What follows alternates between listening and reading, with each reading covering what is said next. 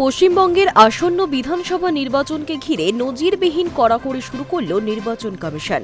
রক্তপাতহীন ও শান্তিপূর্ণ ভোট নিশ্চিত করতে এবার গোটা রাজ্যে মোতায়েন করা হবে কয়েক হাজার কোম্পানি কেন্দ্রীয় বাহিনী। পাশাপাশি ভোটের স্বচ্ছতা রক্ষায় নাকা চেকিং থেকে বুথের বাইরে পর্যন্ত চালু হচ্ছে লাইভ স্ট্রিমিং ব্যবস্থা। নির্বাচন যাতে কোনোভাবেই বিঘ্নিত না হয় তা নিশ্চিত করতে কাজ শুরু করে দিয়েছে কমিশন। 2026 সালের পশ্চিমবঙ্গ বিধানসভা নির্বাচন আগামী এপ্রিল মাসে 2 দফায় অনুষ্ঠিত হতে চলেছে। তৃণমূল তাদের 291 জন প্রার্থী ঘোষণা করেছে। বিজেপি ও সিপিএমও ইতিমধ্যেই 2 দফায় প্রার্থী তালিকা প্রকাশ করে দিয়েছে। প্রার্থী তালিকা এখনও ঘোষণা করেনি কংগ্রেস। কমিশন সূত্রে খবর, নির্বাচনের প্রতি দফাতেই মোতায়েন থাকবে প্রায় 2400 কোম্পানি কেন্দ্রীয় বাহিনী, অর্থাৎ প্রায় 2.5 লক্ষ জওয়ান।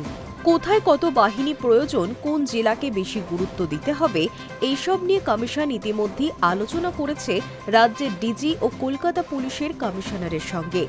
জেলা ভিত্তিক রিপোর্ট হাতে পেলেই চূড়ান্ত হবে বাহিনী মোতায়েনের বিস্তারিত পরিকল্পনা। এবার শুধু বুথের ভেতর নয়, বুথের ক্যাচমেন্ট এরিয়া অর্থাৎ আশপাশের অঞ্চলেও নজরদারি জোরদার হচ্ছে। যদি ওই এলাকায় হুমকি, ভয় দেখানো বা হিংসার প্রমাণ মেলে, তবে বুথের ভেতরে শান্তিপূর্ণ ভোট হলেও পুনর্নির্বাচন করতে পারে কমিশন।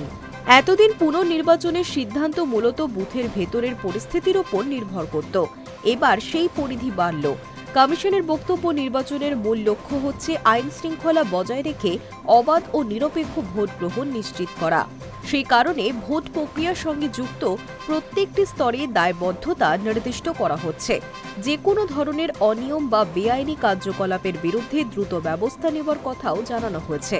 কমিশন সূত্রে খবর, প্রতি দফায় 2400 কোম্পানি করে কেন্দ্রীয় বাহিনী লাগবে। প্রতি জেলায় 2 জন পুলিশ পর্যবেক্ষক থাকবেন এবং কমিশনারেটে 2 জন পুলিশ পর্যবেক্ষক থাকবেন। কেন্দ্রীয় বাহিনীর সদস্যরা নির্দিষ্ট সময়ের আগে বুথে পৌঁছে পুরো এলাকা স্যানিটাইজ এবং নিরাপদ করবেন, যাতে ভোট কর্মীদের আগমনের আগেই কেন্দ্রটি সম্পূর্ণ সুরক্ষিত থাকে। ভোটের দিন প্রত্যেকটি বুথে নিরাপত্তার পুরো দায়িত্ব কেন্দ্রীয় বাহিনী পালন করবে।